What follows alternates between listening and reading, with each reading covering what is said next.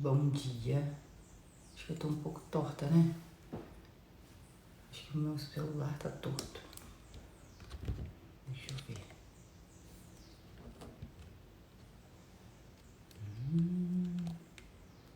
Tá torto, eu não consigo resolver.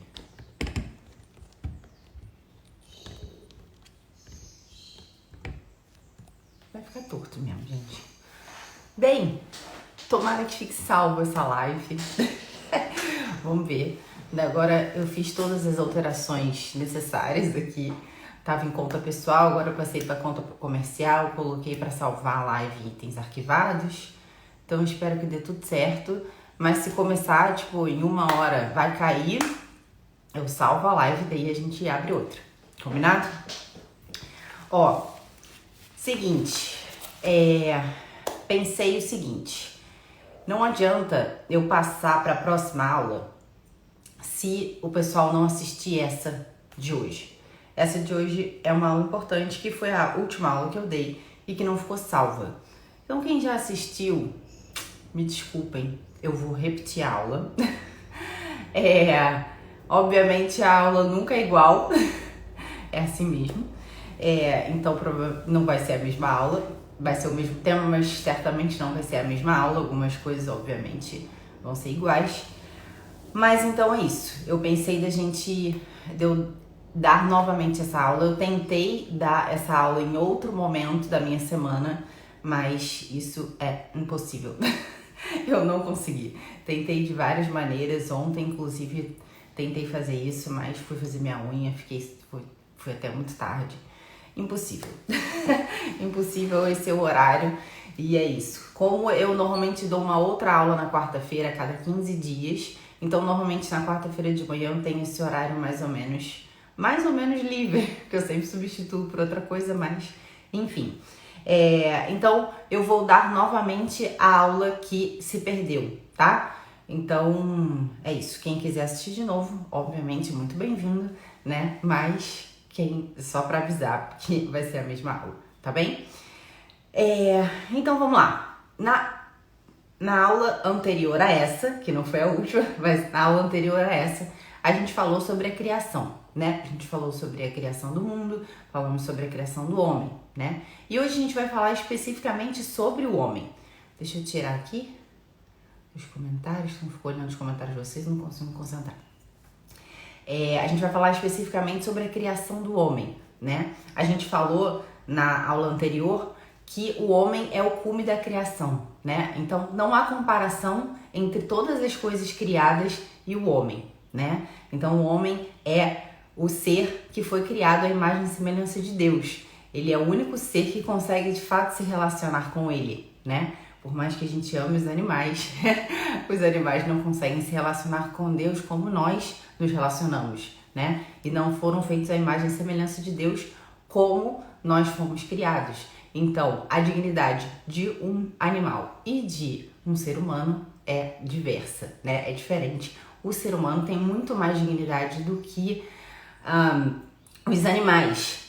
Mas muita gente que ama os animais fala, nossa senhora, mas às vezes parece que os animais são mais bondosos do que o homem, né? Então talvez essa aula explique um pouquinho por que acontece isso, por que muitas vezes a gente olha para o homem que a gente, né, deveria não, tem uma alta dignidade, que é feito à imagem e semelhança de Deus, e por que a gente vê nele tanta maldade, tantas mais inclinações, né, tanto sofrimento. O que acontece, né? O que acontece no ser humano, ele dentro dele mesmo, ele se relacionando com os outros, ele se relacionando com a criação. Então a gente vai falar um pouco da onde veio isso e por que isso acontece, e se foi Deus quem criou o homem dessa maneira, se Deus criou o homem à sua imagem e semelhança, né? E a gente olha no homem, a sua maldade, as suas más inclinações, coisas que trazem sentimentos muitas vezes tão ruins de escolhas que os homens fazem, né? Muitas vezes a gente não consegue olhar essa imagem e semelhança de Deus no homem. A gente olha para ele e fala, nossa, eu não consigo ver esse Deus que é amor, que é bondade, né? Que é onipotente, que é onipresente no homem. Como pode o homem ser imagem e semelhança de Deus, né? Então, na nossa aula hoje a gente vai falar um pouco disso, né? Então, como a gente falou na aula anterior, tudo o que Deus faz é bom. Deus é bom.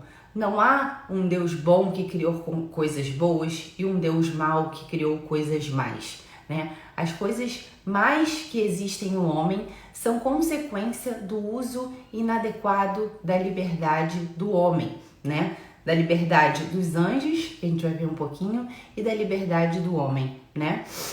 Então, Deus criou o homem bom, né? Então, isso que ensina a Igreja Católica. A Igreja Católica ensina que o homem foi criado bom, ele não foi criado corrompido, ele não foi criado com más inclinações, ele não foi criado defeituoso. Ele, como criatura de um Deus que é todo-poderoso, onipresente, onisciente, um Deus que é amor, que é sabedoria, que é bondade, só poderia criar algo bom. E foi assim que ele criou o homem. Ele criou o homem bom. Ele criou tudo e viu que era muito bom. E quando ele criou o homem, ele criou tudo e viu que era bom. E quando ele criou o homem, ele viu que era muito bom, né? Então ele criou o homem à sua imagem e semelhança, né? Então, quando Deus criou o homem, ele criou o homem e além disso, ele criou a amizade que ele criou, né? Ele criou esse vínculo de amizade do homem com Deus. Então, quando o homem foi criado, ele não foi criado simplesmente com a sua natureza humana e depois Deus deu a sua amizade, fez a sua aliança com ele, né? Tudo aconteceu ao mesmo tempo. Deus criou o homem e ao mesmo tempo que ele foi criado, já houve um vínculo de amor entre o homem e Deus, né? Então, quando o homem foi criado, ele foi criado em harmonia consigo mesmo e com a criação. Então, corpo e alma, que é do que é composto o homem, eles estavam em completa harmonia, né? E ele estava em completa harmonia com ele mesmo e com toda a criação. Havia harmonia entre o homem e a mulher. Não havia feminismo, não havia machismo, não havia o desejo de um e outro querer ser maior do que um e outro, de que um e outro querer submetê-lo um ao outro, né? De um e outro querer ser maior, ter maior dignidade. Não, o homem e a mulher foram criados com a mesma dignidade, têm a mesma dignidade e viviam em completa harmonia entre si e não só entre si, mas com toda a criação, né? Com todos os seres criados. Então, Deus constituiu o homem em estado de santidade e justiça, ou seja, em estado de poder se relacionar com ele. Deus, ao criar o homem, já deu a ele a sua graça para que ele pudesse se relacionar com Deus. Então, deu ao homem a sua graça, a graça de Deus, para que ele pudesse se relacionar com Deus. E o constituiu em estado de justiça, ou seja, em estado de que ele desse a cada coisa aquilo que é devido, né? Desse à criação aquilo que é devido, desse ao seu espírito que é devido, desse ao corpo que é devido. Havia uma harmonia entre o homem e toda a criação, né? Então, foi assim que Deus criou o homem, foi assim que Deus pensou o homem, né? Então, o homem, quando ele foi criado, não somente ele não foi criado corrompido, ele não foi criado com más inclinações, quanto ele foi criado bom e ele já foi criado com a graça de Deus, né? Então, lá na criação, né, quando Deus criou o homem tinha, que a gente vai falar um pouco na frente, não só os dons naturais, aqueles próprios da natureza humana, que fazem dele homem, mas ele tinha mais 2 dons. Ele tinha os dons préternaturais, ou seja, o homem não morria, o homem não adoecia e o homem não sofria, né? Então, assim que Deus criou o homem, assim que Deus pensou o homem, e além disso ele deu o dom sobrenatural, ou seja, ele deu a graça ao homem para que ele pudesse se relacionar com ele, né? Então, tem lá no Gênesis, a gente escuta que Deus falou o homem para que ele dominasse toda a criação, né? E esse domínio de toda a criação começava por um domínio de si próprio. Então, para que a gente possa dominar a criação, dominar o mundo, estar em equilíbrio com o mundo, né? Agir junto com Deus para que a gente possa desenvolver o mundo e sermos de fato co-criadores com Deus, no sentido de que Deus criou as coisas e deu ao homem a possibilidade de desenvolver o mundo com a sua inteligência, com a sua vontade, né? Com todas as suas potências, com todas as suas paixões. Isso tudo ordenado de maneira correta faz com que o mundo seja cada vez mais bom, cada vez mais orientado para a felicidade, orientado para a bondade, para dar glória a Deus, né? Só que com a queda que a gente vai falar, né, aconteceu esse desequilíbrio do homem primeiro com ele mesmo. E já que há esse desequilíbrio com ele mesmo, há o equilíbrio com a criação. Então acaba que por conta desse desequilíbrio que a gente vai falar um pouco isso, que começou a entrar no mundo a concupiscência dos olhos, né, a soberba da vida e a concupiscência da carne, a gente começou a olhar para as coisas, para nós mesmos, o nosso corpo começou a dominar mais do que o espírito passou a não conseguir dominar o homem, a gente começou a olhar para as coisas criadas para o nosso próprio bem e a gente começou a olhar tudo com a soberba da vida, ou seja, eu sou necessário por mim mesmo. Eu não preciso de mais nada para ser feliz. Eu não preciso de mais nada para atingir o meu supremo bem, né? Então isso que causou a queda no homem, né? Então é isso. Havia essa harmonia. E uma coisa interessante que antes da queda, antes do pecado original, que vai ser o que a gente vai falar hoje, tá lá dizendo que Deus criou o homem ut operaretur. Deus criou o homem para que trabalhasse. Então, nosso trabalho, ele não é consequência de um castigo de Deus para nós, que é o que muitas vezes a gente vive. A gente vive a nossa vida pensando: nossa, se eu ganhasse na Mega Sena, se eu ganhasse muito dinheiro, eu não trabalharia mais, eu ficaria só vivendo a vida e aproveitando a vida, né? E esse é justamente a concupiscência dos olhos e a concupiscência da carne funcionando. Porque nós, quando fomos criados para que trabalhássemos. Só que o trabalho para nós, ele não vinha através do cansaço, do suor, a gente não se fatigava no sentido de nos irritarmos, de nos sentirmos dificuldade de nos relacionarmos com o trabalho, né? O trabalho era algo que engrandecia o homem e hoje ainda engrandece o homem. Então, através do trabalho, a gente consegue muitas vezes reordenar essa desarmonia que passou a haver com a queda. Então, a gente tem que parar um pouco com esse pensamento de que o trabalho, a ausência de trabalho é um bem desejável, né? Porque o trabalho de fato dignifica o homem, o trabalho devolve ao homem a sua dignidade, né? Claro que a gente sente dificuldade no trabalho, cansaço, desejo de não fazer, a preguiça e uma série de coisas, né? A protelar as coisas que a gente tem que fazer. Nossas mais inclinações, elas ficam afloradas com o nosso trabalho, né? E o nosso trabalho, ele tá justamente para reordenar todas essas coisas. A gente vai falar um pouco mais na frente, né? Então, só que eu queria que ficasse na cabeça de vocês isso, que o trabalho, o homem foi criado ut operaretur, para que trabalhasse, né? Então, o trabalho não é um castigo dado ao homem, tá bom? Então, essa elevação sobrenatural que nos foi dado quando a gente foi criado, né, é um dom gratuito. Não era necessário que a gente tivesse o dom sobrenatural, porque ele é sobrenatural, ele está acima da nossa natureza.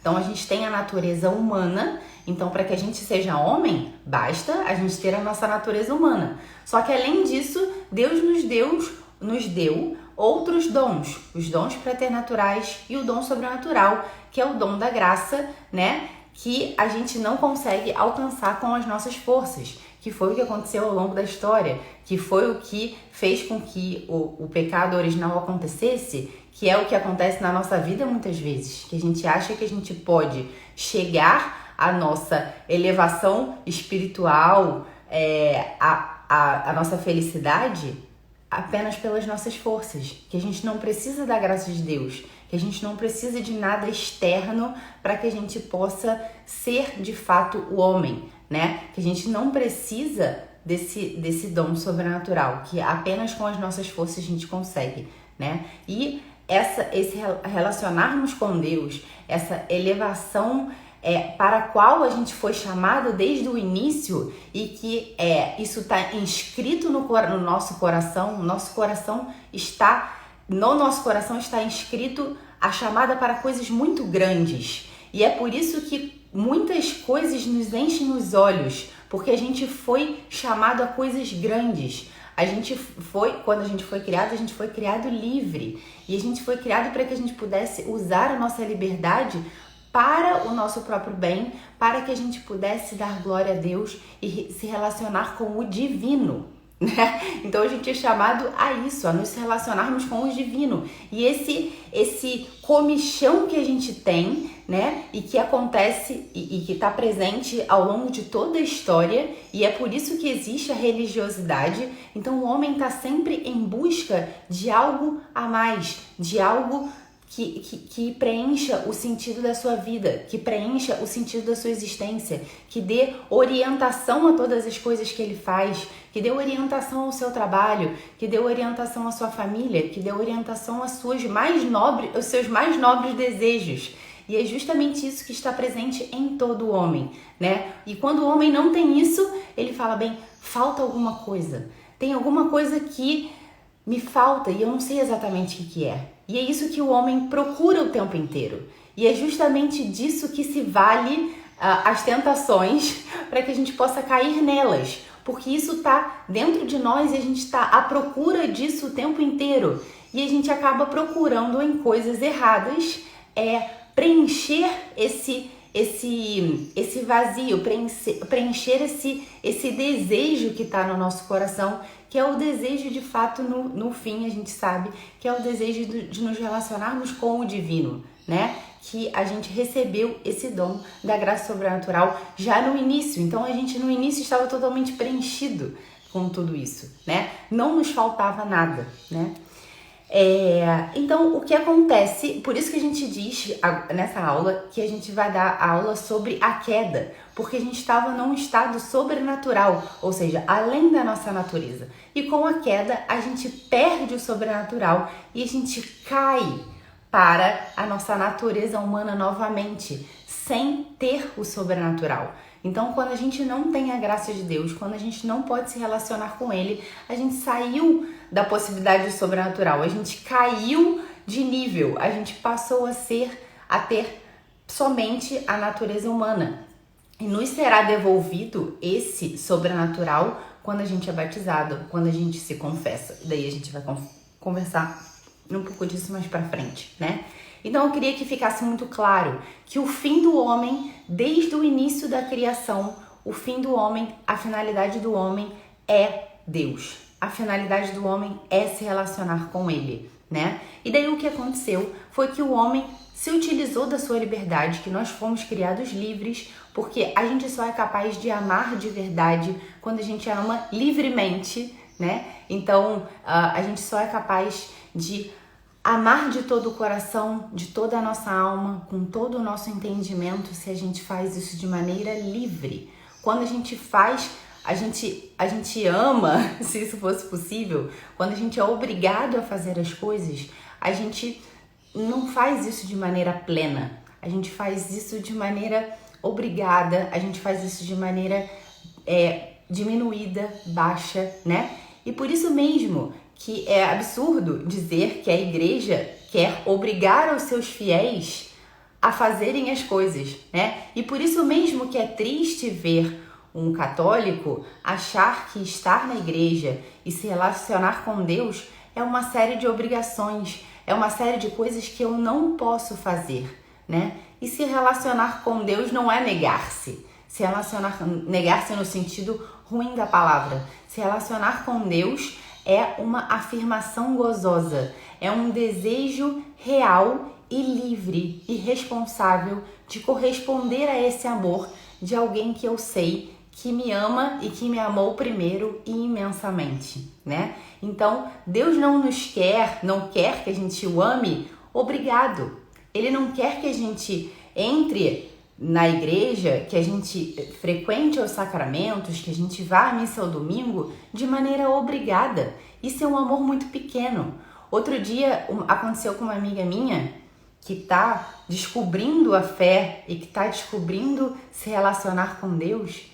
E aí ela já vinha vindo à missa aos domingos porque ela entendeu que ela precisava fazer isso.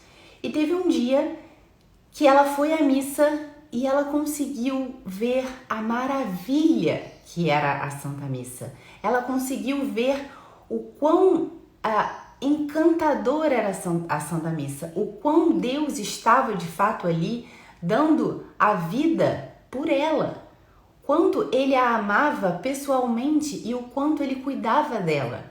E ela me mandou uma mensagem, ela falou, nossa, eu tô encantada, eu tô assim realmente querendo ir à missa porque eu quero. Agora, a primeira vez que isso está acontecendo, que eu vou à missa porque eu quero estar lá.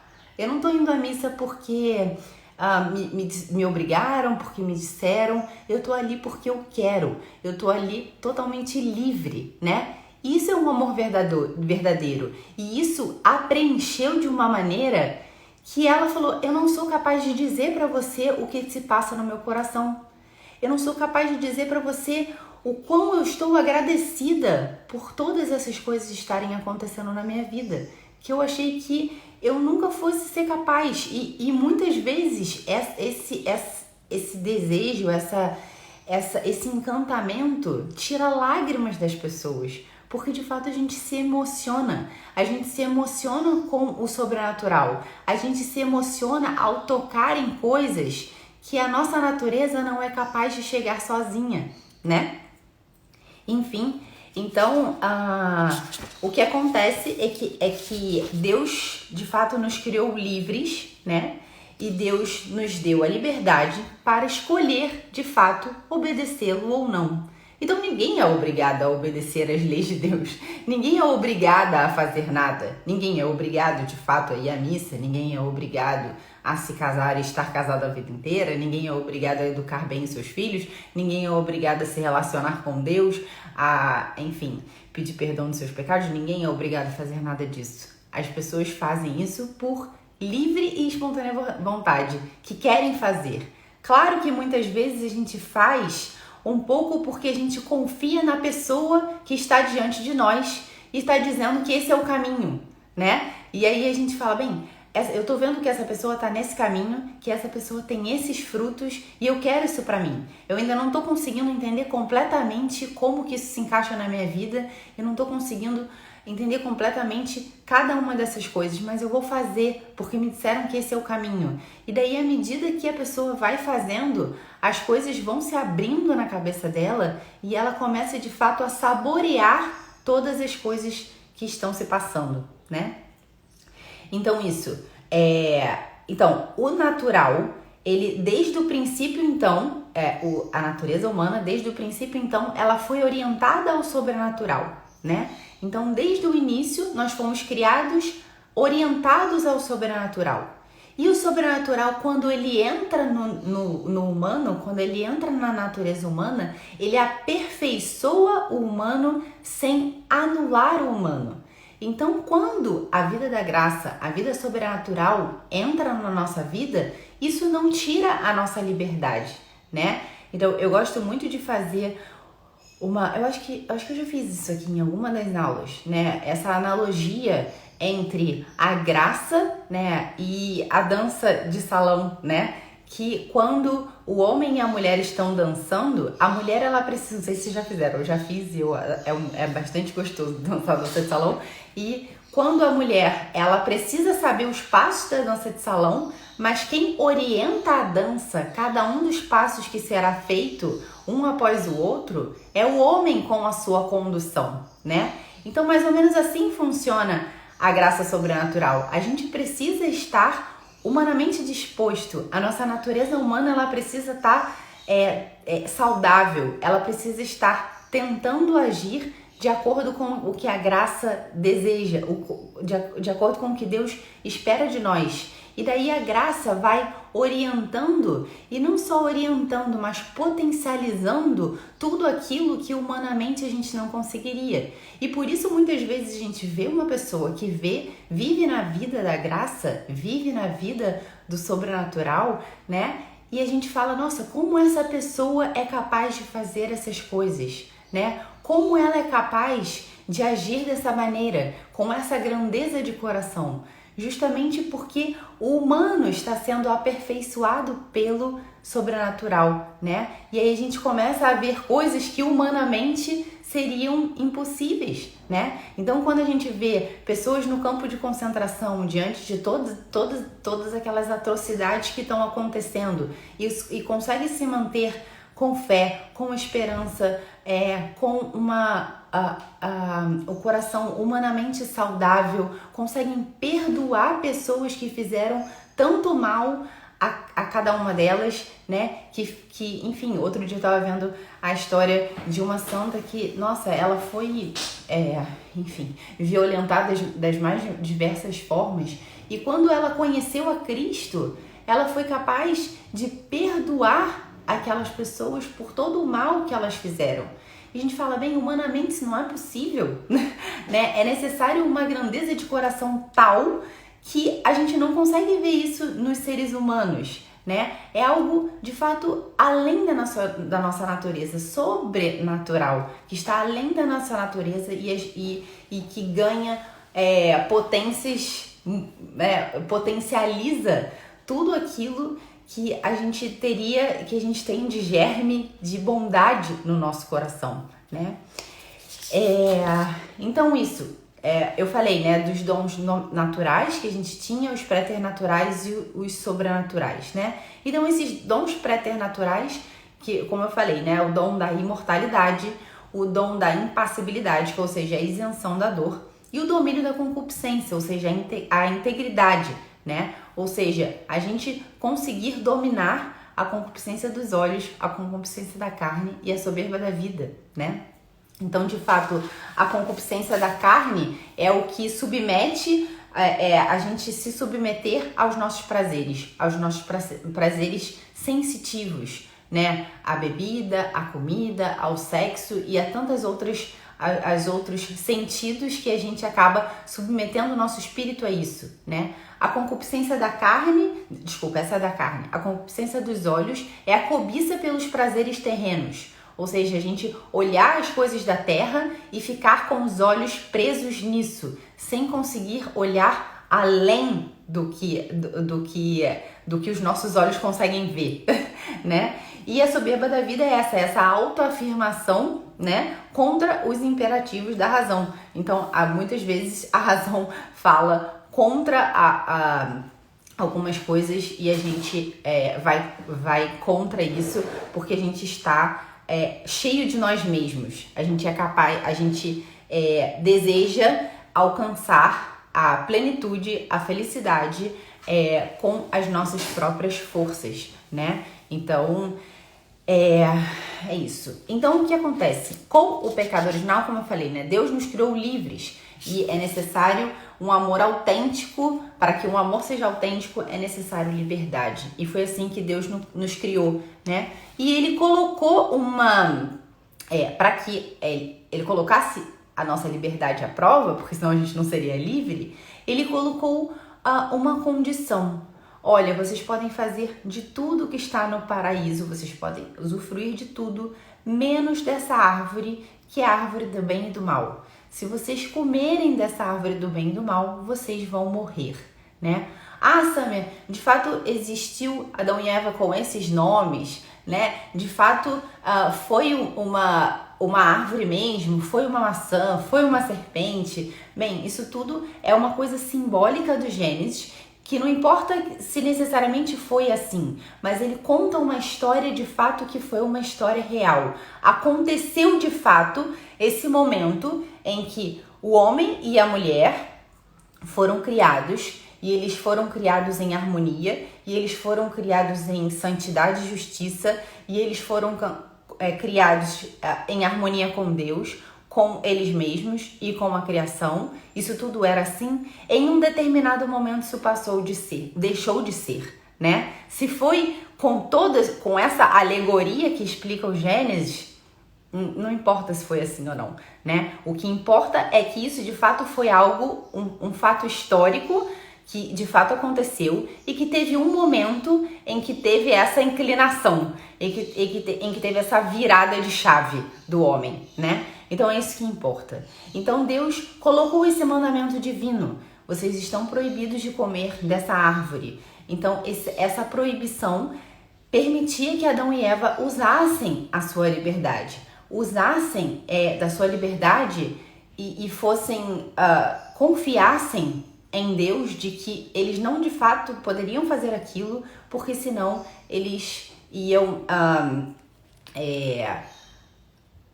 eles iam de fato desobedecer a Deus, né? Era aquela árvore do bem e do mal, né? E aí o que acontece é que a serpente começa a instigar a mulher, né? E começa a falar com ela. A gente vai descrever um pouco isso aqui. Começa a falar com ela sobre aquela obediência que Deus pediu para que eles fossem e para aquela confiança que Deus pediu a eles. E ela começa a tentar a mulher, e a mulher come da maçã, e aí ela não só come, como ela dá ao homem, e eles começam a perceber todas as consequências que aconteceram a partir dessa escolha de negar a Deus, né? De negar a sua confiança, de não confiar mais neles e confiar em si mesmo, em confiar nas ilusões da serpente, e de fato querer ser como deuses. E aí eles com isso têm as suas consequências, né? E tem a consequência do castigo divino, de serem expulsos do paraíso e perdem os dons sobrenaturais e os dons preternaturais, e passa a entrar no mundo o sofrimento e a morte, né? Então eles preferem a si mesmos, né, em detrimento da obediência a Deus e a harmonia com a criação e com eles mesmos para de existir, né? Então eu queria descrever um pouco como isso aconteceu, né? Não de forma breve como eu fiz agora, porque essa descrição do Gênesis, né? Essa descrição simbólica do que aconteceu no primeiro pecado do mundo, né? Quer dizer, não foi no primeiro pecado do mundo, porque o primeiro pecado do mundo se deu com os anjos, né? Então os anjos também foram criados bons por Deus, todos os anjos, e alguns anjos disseram que não serviriam a Deus, e assim entrou o pecado no mundo. Então o pecado no mundo não é uma invenção humana, o pecado no mundo é uma invenção angélica. E aí passaram a existir os demônios, e o ofício dos demônios é justamente levar os homens ao inferno, a esse não querer servir a Deus o máximo que eles possam. Então por isso nos tentam, mas eles nos tentam, eles não podem agir na nossa liberdade. Eles podem nos ludibriar, nos enganar, eles podem tudo isso, e aí eles encontram em nós, como eu vou falar ali na frente, aquilo que eu falei no início da aula. Eles encontram em nós um desejo de felicidade que está inscrito no homem, um desejo de algo grande, e aí com a sua mentira a gente cai na deles, e daí a gente desobedece às leis divinas, que foi exatamente o que aconteceu no pecado original, né? Então vou mais ou menos descrever, né? Então diz lá o Gênesis que a serpente era o mais astuto dos animais, né? Então daí ela chega e fala para Eva, né? É verdade que Deus os proibiu de comer da árvore do bem e do mal? Então ela começa a instigar a Eva, né? É verdade que isso aconteceu? E daí vamos perceber se isso não acontece na nossa vida, né? E daí vem as tentações, né? É verdade que Deus pediu para que você fosse feliz ao lado desse marido aí, que tá te fazendo tão mal, está te fazendo infeliz? É verdade que Deus proibiu você de aproveitar o seu domingo e ter que louvá-lo na missa? É verdade que Deus pediu que você fosse bondoso com aquelas pessoas que querem o seu mal?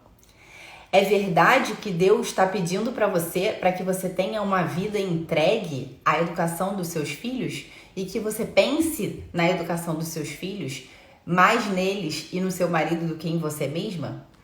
É verdade que Deus proibiu que você tivesse um ato conjugal com uma pessoa que você ama imensamente, mesmo que você não seja casado?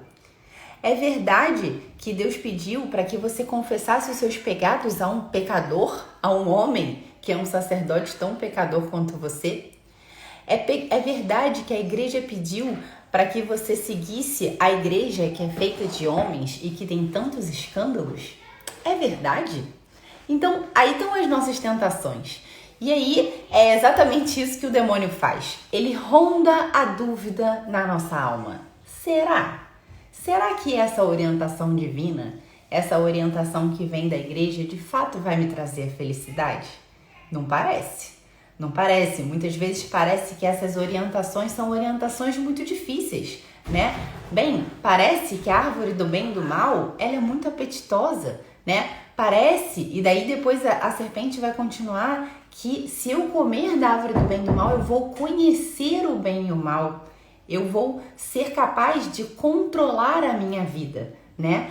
E, enfim, a gente vai continuar, né? E daí Eva, em vez de ela mandar o demônio pastar, ela começa a conversar com a serpente, que é o que a gente faz. A gente começa a conversar com a tentação. E aí ela fala: Deus nos disse para não comermos, do contrário, morreríamos. Então daí ela começa a dar uma abertura para que a serpente possa convencê-la do contrário, né? Então daí a serpente continua instilando as suas dúvidas e as suas mentiras, né? Porque de fato o demônio é o pai da mentira e é assim sempre que o pecado se apresenta. Ele se apresenta como uma coisa muito maravilhosa e cheio de mentira, né? Ele de fato, o demônio nos ludibria com suas falsas verdades e é o que eu falei, ele se apoia no nosso desejo de sermos felizes, de sermos livres, de termos controle da nossa própria vida, né? E daí a serpente fala: de modo algum morrereis, pelo contrário. Então aquilo que Deus falou para você, isso não é verdade, né? Ele tá fazendo isso porque ele quer controlar a sua vida, ele quer controlar tudo o que ele deseja. Ele não quer que você seja tão grande quanto ele, né? Ele fala: não, seus olhos se abrirão, sereis como deuses, conhecedores do bem e do mal, né? Então a serpente, ela coloca a dúvida: será que de fato eu vou ser conhecedora do bem e do mal? Será que de fato, se eu tiver relação com essa pessoa que eu amo tanto, será que eu vou entrar num caminho de infelicidade realmente? Será que se eu abandonar a minha esposa e o meu marido e a minha família, será que de fato vou encontrar um caminho de infelicidade? Não é aí? Será que não está aí o meu caminho de felicidade, né? Será que se eu prestar mais atenção no meu emprego, na minha vida, em relação à educação dos meus filhos, será que não está aí a felicidade? Já que eu preciso de fato dar uma boa vida a eles. E aí a gente começa a se confundir e a gente começa a colocar valores nobres nessas desculpas, porque a gente começa de fato a conversar com a tentação, né? E daí a serpente engana e ela fala: se comer o fruto, você vai saber a verdade. Se você comer o fruto, se você fizer aquilo que Deus disse para que você não fizesse, você vai saber a verdade. Você vai ser como Deus, você vai controlar a sua vida, você vai de fato ser feliz, né? E muitas vezes a gente começa a pensar isso. Ai, se eu morasse em outro lugar. Ah, se de fato eu encontrasse realmente um marido que me ama. Ah, se eu tivesse filhos. Ah, se eu não tivesse filhos. Ah, se eu pudesse viajar, né? Ah, se eu tivesse dinheiro, as coisas seriam diferentes. Ah, se eu fosse bonita. Ah, se eu tivesse tempo. Se eu tivesse tempo, sim, né? Ah, se eu tivesse uma família. Ah, se eu pudesse trabalhar fora. Ah, se eu pudesse ficar em casa. E a gente começa a conversar com a tentação. E o desejo nosso de felicidade a qualquer custo alimenta esse motor, né? Então daí é isso. Se você comer, você será como Deus. Você vai controlar a sua vida, né? Então, de fato, a gente começa a achar que se a gente tiver coisas que não são a nossa circunstância, que não são a nossa realidade, aí sim a gente vai encontrar felicidade, né? A gente começa a procurar coisas que estão fora da nossa realidade, fora da nossa circunstância, né? Então, justamente a tentação é isso.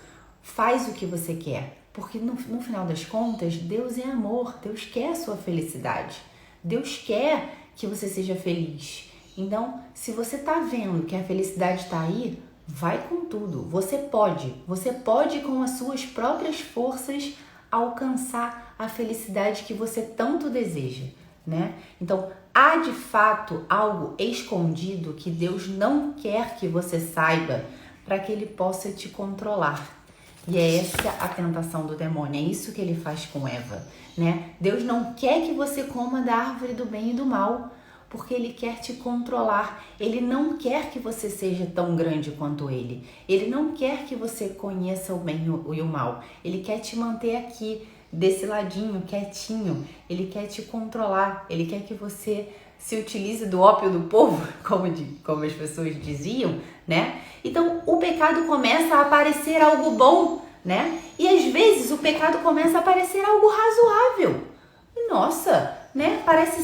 Às vezes o pecado parece ser a coisa sensata a ser feita, né? E muitas vezes agir de acordo com o nosso egoísmo, com aquilo que a gente acha que vai nos dar felicidade, parece o mais sensato, parece o mais ecológico, parece o mais humano, né? Parece que as orientações que dá a igreja, as orientações que dá Deus, parece que essas orientações, essas sim são desumanas. Essas sim não levam em consideração o meu amor, o meu sentimento, o meu desejo de felicidade. Essas sim querem amputar em mim aquilo de grande que eu posso ser. E a gente começa a relativizar as orientações divinas, né? Não deve ser bem assim, essas orientações estão sendo dadas por homens, esses homens que também são tão pecadores quanto eu.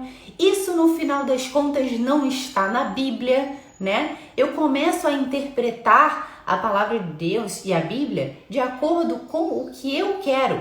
Porque, no fim das contas, a gente pode justificar o que a gente quiser com a Bíblia. A gente pode justificar qualquer coisa, né? E, além disso, como eu estou confusa com os meus desejos, com o meu desejo de felicidade desenfreado, eu começo de fato a justificar a minha consciência, eu começo a abafar a minha consciência. Aquilo que antes me parecia certo e errado começa a ter um valor relativo, porque o que passa a pesar mais é o meu desejo de felicidade.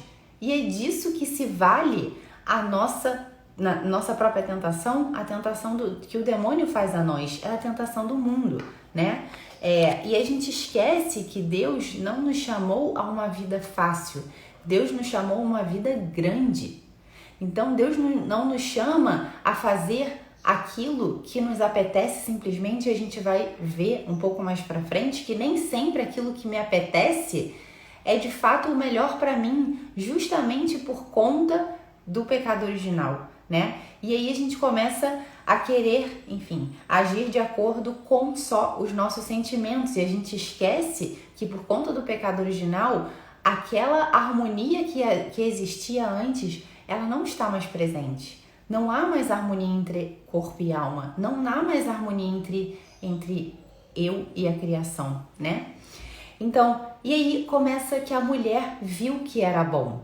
Ela começou a olhar a beleza que estava por trás da mentira do demônio, né? Porque o pecado, ele sempre atrai pela sua beleza, porque senão a gente não faria, né? Enfim, o demônio não é bobo, né? Então a gente sempre cai porque a gente vê algo belo, a gente vê algo que parece de fato ser bom, algo que parece apetitoso, algo muitas vezes que parecem que são coisas de Deus, porque a gente vê notas de bondade, de felicidade e aquilo parece divino, né? Então, por exemplo, quando eu começo a me relacionar com uma pessoa fora do casamento, aquilo sim parece felicidade. Aquilo sim tem beleza, aquilo sim tem notas de doçura, aquilo sim tem um açúcar, aquilo sim parece apetitoso. Isso sim é Deus. E daí é aqui que está a minha felicidade. E é aqui que eu quero, né? E é aqui que eu vou buscar. E a gente começa a justificar os nossos olhos. A gente começa a justificar os nossos sentidos, os nossos olhos. E aconteceu que Eva comeu da maçã e deu ao seu marido, que também comeu. Porque quando a gente peca, quando a gente cai, a gente não cai sozinho, né? Então muita gente, às vezes as pessoas falam, nossa, mas esse pecado é meu, eu não tenho nada a ver, as pessoas não têm nada a ver com a minha vida. Não é bem assim, né? Não é bem assim mesmo. Quando a gente peca e a gente não vai sozinho. Se a gente, tanto da mesma maneira que a gente não vai para o céu sozinho, a gente não vai para o inferno sozinho. A gente leva muita gente conosco, porque a gente passa a fazer o papel de demônio e a gente passa a tentar as pessoas com a nossa vida. E muitas vezes, quantas vezes vocês não viram isso? Nossa, parece que essas pessoas que têm uma vida errada, uma vida que não é orientada pelas coisas que Deus quer, parece que elas são felizes. E a gente se deixa levar pelas aparências, a gente se deixa levar pelo que essa pessoa está deixando se mostrar, mas a gente não conhece de fato, porque o pecado nunca traz felicidade. É impossível trazer felicidade. E aí o que aconteceu é que os olhos de ambos se abriram, né? E aí eles repararam que estavam nus. Eles repararam que o vazio que estava no coração deles. Porque é justamente o que acontece quando a gente peca, quando a gente faz o que a gente não deve. A gente faz aquilo parece maravilhoso, aquilo parece bom, e daí quando a gente faz, a gente encontra o vazio no coração. Porque quando a gente faz o bem, quando a gente faz aquilo que é certo, quando a gente faz aquilo que a gente deveria ter feito, né? Aquilo nos traz um bem, uma recompensa interna, algo que vem no nosso coração que ninguém pode tirar. É algo que a gente não tem explicação. Uma vez aconteceu isso com o meu filho mais velho, ele estava me ajudando com o mais novo, ele tinha uns 8 aninhos, 8, 9 anos, tipo uns 8, 7, 8. E aí ele falou, mãe, eu tô sentindo uma coisa no meu coração, uma alegria que é muito diferente de quando eu ganho um presente. É uma alegria que, nossa, transborda no meu coração. Foi isso que ele falou. E eu falei, meu filho, essa é a alegria de fazer o bem. Essa é a alegria de fazer aquilo que a gente deve. E muitas vezes as pessoas deixam de sentir essa alegria real, porque elas se deixam levar por recompensas externas. E elas começam a viver uma vida apenas baseadas em recompensas externas, que são alegrias fugazes, que são felicidades fugazes, que vêm e vão como o vento e não trazem uma alegria, uma felicidade real, né, e profunda e cheia de raízes, né? O que acontece é que quando de fato a gente faz o bem, aquilo... Não era isso que eu ia falar. Eu ia falar que quantas vezes vocês já não perceberam pessoas que estão em situações de dor, que perderam familiares, perderam seu filho, que estão doentes, e que você vê felicidade real nessas pessoas. E aí você olha e fala, da onde ela está encontrando felicidade? Como eu consigo ver uma felicidade real dentro de tamanho sofrimento? É isso que eu falava do sobrenatural. Porque essas pessoas têm uma visão de que as coisas humanas, como eu falo aqui, elas têm valor de eternidade. Elas não olham com essa soberba da vida, com a concupiscência dos olhos. Elas olham para os bens eternos. Elas olham apontando para o céu, que é de fato aquilo que Deus pensou para nós no início, que é viver uma vida que aponta para o céu, que aponta para as coisas do alto, né? Então, de fato, acontece isso, né? E daí o pecado deixa um gosto amargo na boca, de fato. Daí eles se percebem que estão nus e eles começam a se esconder, né? Porque o pecado traz também uma falta de sinceridade. E muitas vezes a nossa dificuldade de nos confessarmos, por exemplo, da gente pedir desculpas, né? Porque a gente começa a se desculpar. A gente coloca a culpa não nas nossas escolhas. Não, bem, eu vi e eu fui e fiz porque eu quis. A gente começa a colocar a culpa no social, a gente começa a colocar a culpa nas circunstâncias, a gente começa a colocar a culpa nas pessoas. E foi exatamente o que fez Eva. Ela falou, Adão colocou a culpa na Eva colocou a culpa na serpente. E é exatamente o que a gente faz com o nosso pecado. Ah, mas eu faltei a paciência, né? Eu fui preguiçosa porque também eu fui dormir eu dormi muito tarde, porque eu tô grávida, porque também eu tô, enfim, meus filhos tiraram minha paciência mesmo, porque também meu marido não sei o quê, porque ele também não ajuda em nada. E a gente começa a justificar os nossos erros pessoais com os erros dos outros, com os pecados dos outros, com uma questão social. Bem, eu precisei cometer adultério, eu precisei cometer um homicídio, eu precisei cometer um roubo por causa da minha circunstância social. E isso é um erro. Isso é um erro que esse ensinamento da igreja do pecado original vem nos dar. A gente é responsável pelas nossas atitudes. A gente é responsável pelas nossas escolhas e a gente sempre é capaz de escolher fazer o bem, sempre, independente da circunstância, né? Então, isso é uma coisa que a gente precisa ensinar aos nossos filhos, né? Não é porque alguém nos fez um mal, não é porque alguém fez algo que eu vou precisar pagar na mesma moeda. Isso faz qualquer pessoa. Um filho de Deus não é assim que ele age. Porque o pecado, ele é uma ofensa a nosso Senhor. E a gente nunca é obrigado a ofender a Cristo.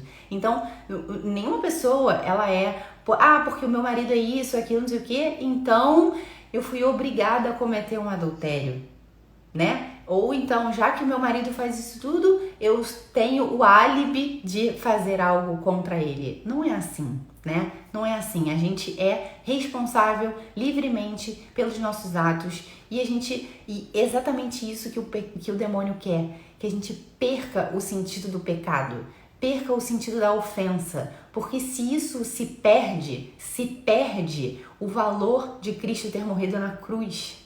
Ele ter morrido na cruz, o sacrifício de Cristo ter morrido na cruz, ele ter pregado na cruz, que ali estava paga a nossa dívida que a gente tinha com Deus, isso tudo perde valor. Então a gente começa a não necessitar de Deus, a não necessitar da graça. E a gente começa a achar que a nossa própria natureza humana, ela se basta. E ela não se basta. E foi o que aconteceu na Torre de Babel. Daí a gente vai tentando galgar coisas com as nossas próprias forças. E isso não é possível, porque no início não era assim. No início não era assim. Deus criou a nossa natureza e criou a nossa natureza apontada para o céu. A gente precisa da graça. Sem a graça, nada é possível, né? Então daí, de fato, a Eva fala, eu comi e a serpente me enganou, né? E daí começa a colocar a culpa no outro, né? E aí a gente, de fato, começa a isso que eu falei, né? A gente começa a relativizar o pecado, e essa relativização do pecado e do mal é que o mal não é exatamente isso, não é o mal em si. Daí a gente começa a relativizar todas as coisas, e é exatamente isso o que o demônio quer, né? Isso que eu falava, né? A salvação passa a não ter sentido, e o inferno é justamente isso. Há uma afirmação do eu posso, do eu quero, do eu não necessito de Deus. Então as pessoas que vão para o inferno são pessoas que são autossuficientes. Elas não precisam de Deus. A salvação, o Senhor ter morrido na cruz, eu não tenho nada a ver com isso. Isso não é comigo, né? Então, é de fato que eu cresça e que Deus diminua, né? Então, e o pecado original é justamente... Então, quando acontece o pecado original, justamente acontece essa ruptura no homem.